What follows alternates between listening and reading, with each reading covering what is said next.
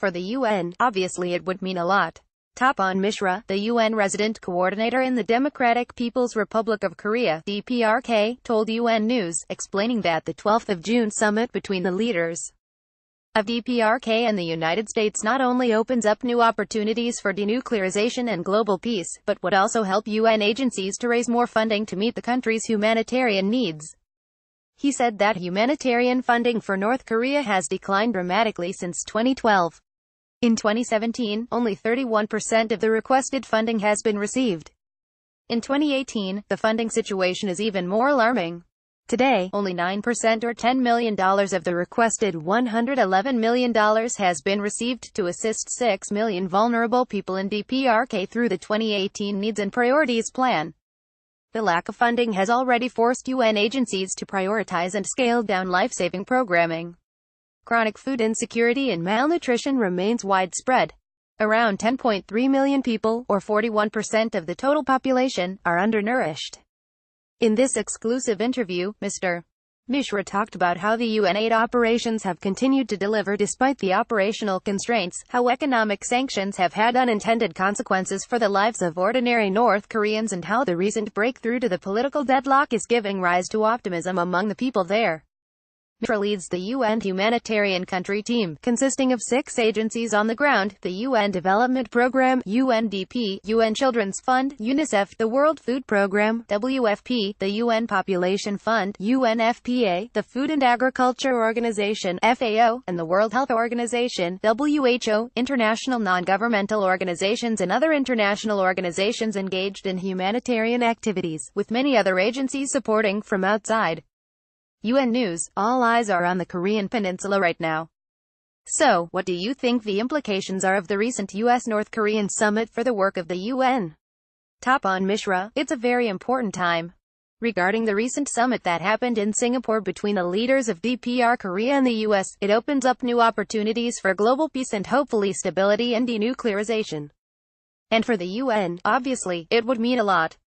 This is what we've been looking forward to have a diplomatic dialogue replace the possible threats of confrontation. And therefore, we hope to see a lot of support of the United Nations and DPRK to serve the people who are most needy and vulnerable, especially from a humanitarian perspective, right away.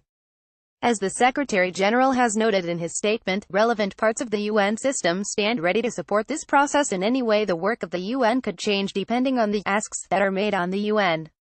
The Secretary General mentioned that the UN stands ready to serve.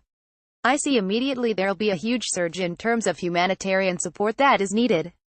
As the Secretary General has noted in his statement, relevant parts of the UN system stand ready to support this process in any way, including verification if requested by the key parties. If there are other opportunities in the future moving from humanitarian to development, we would be able to look forward to making adjustments in our presence and our work in the future as well. UN News, can you describe what the UN country team does now to provide support to ordinary people there? Tapan Mishra, at the moment, the United Nations humanitarian country team in DPRK is primarily focused on providing humanitarian support to the most needy and vulnerable people. Of the 25.1 million people that are there, we are targeting in 2018 to support about 6 million people who need support, in terms of food security, nutrition, health, water, sanitation, and hygiene. That's what the UN country team and various agencies are providing in DPRK, with the support of the Office for the Coordination of Humanitarian Affairs, OCHA. UN News, there is a UN strategic framework for DPRK that looks ahead to 2021. So, does that have to be changed according to the recent evolving diplomatic situation? Tapan Mishra, we, all UN agencies, have signed the strategic framework with the government of DPRK for the 5 years from 2017 to 2021. This strategic framework is the equivalent of the UN Development Assistance Framework (UNDAF) in a normal country. The situation in DPRK is quite unique. It could expand from humanitarian to possibly development in the future when the opportunity is right. The strategic framework is more towards food and nutrition, security, social development services, which includes health, education, water, sanitation, hygiene, etc., and resilient sustainability, which includes energy, environment, climate change and disaster risk management. So, when this scenario changes in terms of moving away from the humanitarian, which is our primary work currently, it may need to be adapted accordingly. UN News, do you mean that the recent political situation will be reflected on the strategic framework in the future? Tapan Mishra, it depends. As you see, the Secretary-General has very clearly stated that the relevant UN agencies stand ready to serve, whether it's for the verification, or for other support required. If there are adjustments that need to be made, it will be made at the appropriate time. UN News, can you describe what life is like for average citizens in North Korea?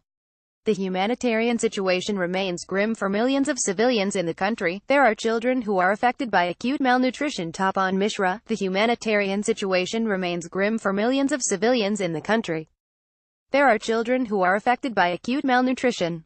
Chronic food insecurity and malnutrition remains widespread, driven by the limited availability of arable land. Only 17% of land is arable, lack of access to modern agricultural equipment and fertilizers, and recurrent natural disasters. Chronic malnutrition is devastating to young children. A staggering number of children, over a quarter, 27.9%, of children under 5, are stunted. This will affect them for the rest of their lives. And we have programs for supporting kindergartens, children, infants, as well as pregnant and lactating mothers, the elderly, and people with disability. So, for them, life is challenging and difficult. There are gaps that need to be met with humanitarian assistance. Therefore, you may have seen the Needs and Priorities document for 2018 looking for support from donors to provide us financial assistance to be able to provide humanitarian aid to the people in need. UN News, how much have economic sanctions affected everyday life in North Korea?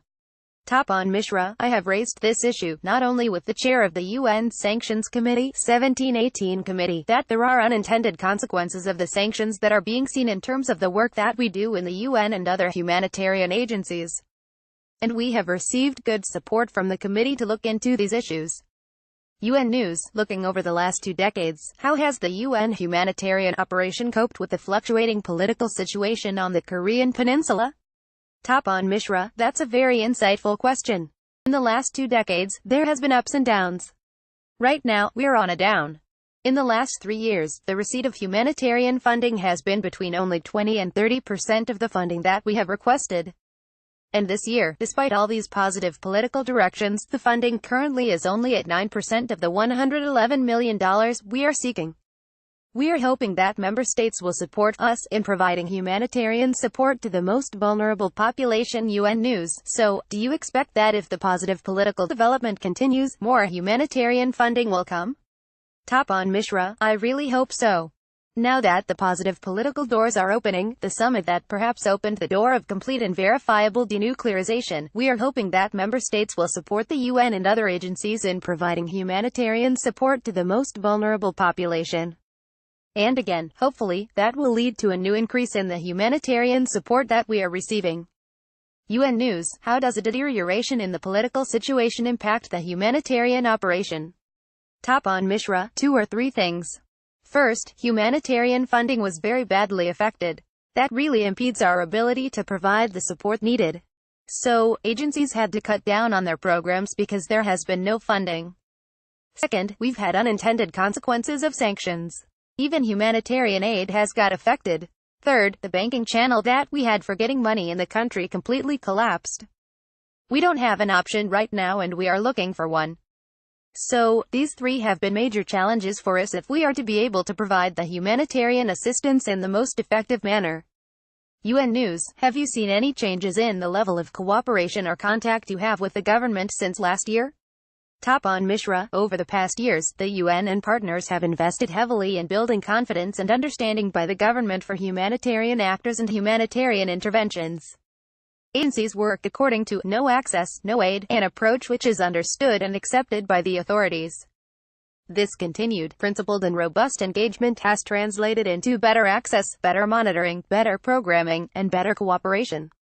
What I hear from people is a visible optimism, and I'm sure everybody is looking forward to moving towards a better and more prosperous future with peace and stability. UN News, have you seen any optimism among the ordinary North Koreans recently? Tapan Mishra, certainly. I haven't been to DPRK after the summit, but I will be going there soon. But what I hear from people, and I've been noticing, there is a visible optimism, and I'm sure everybody is looking forward to moving towards a better and more prosperous future with peace and stability ahead. So, I'm sure there is optimism, not only among the people in DPRK, but among the people in the world. So, this is an era of new peace and stability on the peninsula, which will bring in hopefully global peace and development. UN News, any message you'd like to convey? Tapan Mishra, the UN has been working there for a long time and, despite all the challenges, we have been serving on the mandates that we've had.